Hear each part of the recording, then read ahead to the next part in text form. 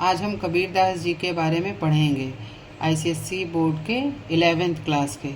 और कबीरदास जी की जीवनी में बाकी सब मैंने अपने पिछले वीडियो में दे दिया है, जिसका लिंक नीचे दिया हुआ है। आज हम कबीरदास जी की साखी के बारे में बात करते हैं। पीछे लागा जाय था लोक वेद के साथ, आगे थे सदगुरु मिलया दीपक दिया हाथ।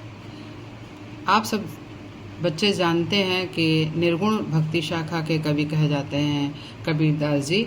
तो उन्होंने लौकिक उदाहरणों के माध्यम से निर्गुण भक्ति का संदेश दिया है। कबीरदास जी कहते हैं, सारा संसार पीछे लगा था जब तक गुरु का साथ या सानिध्य नहीं प्राप्त हुआ था। अर्थात सारी लौकिक विपदाएं साथ में चल रही थी और आत्मा इस सांसारिक माया मोह में पड़ी थी।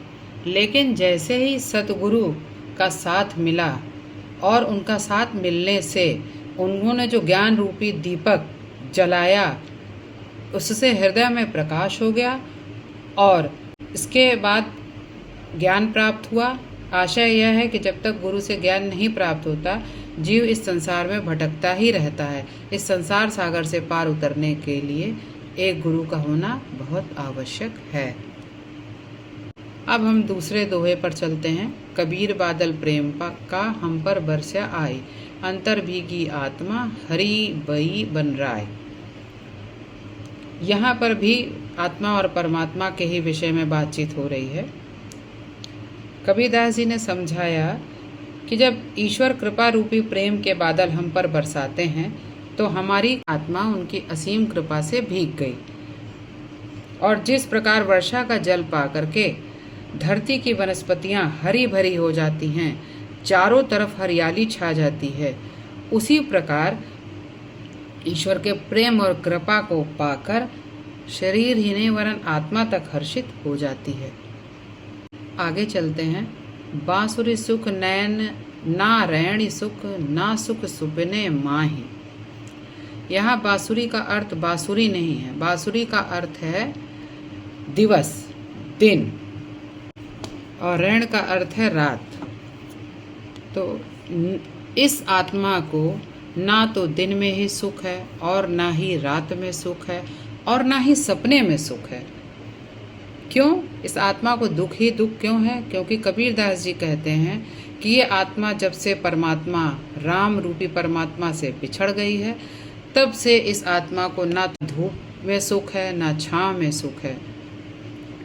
कबीरदास जी का कहना है कि संसार रूपी माया मोह में फंसकर आत्मा बहुत कष्ट पाती है, तकलीफ पाती है, और जब ब्रह्म रूपी राम से मिलन हो जाता है तब सारे सुख प्राप्त होते हैं, अन्यथा दुख में ही जीवन भटकता रहता है।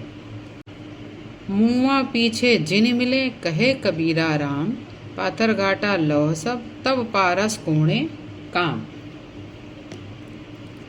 कबीरदास जी का कहना है कि यदि मरने के बाद राम मिले तो क्या फायदा, क्या लाभ है? लाभ तो तब है जब जीवन काल में ही राम के दर्शन मिल जाएं, उसी में सच्चा सुख है। जैसे कि पत्थर और लोहा, तब तक पत्थर और लोहा ही रहते हैं जब तक कि पारस रूपी पत्थर उनको स्पर्श नहीं करता है। पारस रूपी पत्थर जब उन्हें स्पर्श कर देता है तो उसके स्पर्श के गुण जो हैं, उसके स्पर्श मात्र से ही सारे पत्थर, सारा लोहा सब स्वर्ण में बदल जाते हैं। उसी प्रकार ईश्वर अगर हमें हमारे जीवन काल में ही मिल जाते हैं तो हमारा जीवन धन्य हो जाता है और जीवन सार्थक हो जाता है। इस सांसारिक अर्थ में भी कह सकते हैं कि ऐसे जीवन को मिलने से क्या फ़ायदा जिस जीवन में राम ना हो, और राम के बिना ये जीवन उसी प्रकार है जैसे पारस पत्थर के मिले बगैर पत्थर और लोहा, जो केवल पत्थर और लोहा रहता है, सद्गुण यानी स्वर्ण में नहीं बदलता है। कबीरदास की ये बहुत प्रचलित और प्रसिद्ध साखी है। अंखड़ियाँ झाई पड़ी पंथ निहार निहार, जी बढ़िया छाला पड़िया राम पुकार पुकार। इन आँखों में झाई पड़ गई रास्ते को देखते देखते, यानी ईश्वर का रास्ता देखते देखते आँखों के आगे झाई पड़ गई, आँखों के आगे अंधेरा छा गया। फिर भी ईश्वर की प्राप्ति नहीं हुई। यही नहीं, आंखों के आगे अंधेरा छा गया और जीभ में राम राम रटते रटते, पुकारते पुकारते राम को छाला पड़ गया, किंतु फिर भी राम नहीं मिले। निर्गुण भक्ति के अनुसार इसे देखा जा सकता है कि आत्मा जब तक राम राम पुकारी तब तक वो राम उसको प्राप्त नहीं हुए, और जब उसने अपने अंतर में ही देखा तब उसको राम की प्राप्ति हुई।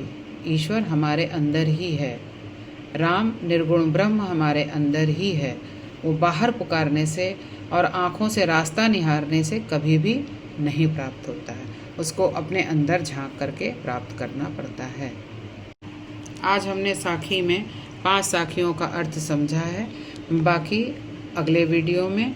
और यहाँ पर यदि कहीं पर किसी को भी किसी चीज़ में, किसी साखी में या किसी दोहे में अर्थ में कठिनाई हो रही हो तो वो नीचे कमेंट करके इसके बारे में पूछ सकते हैं।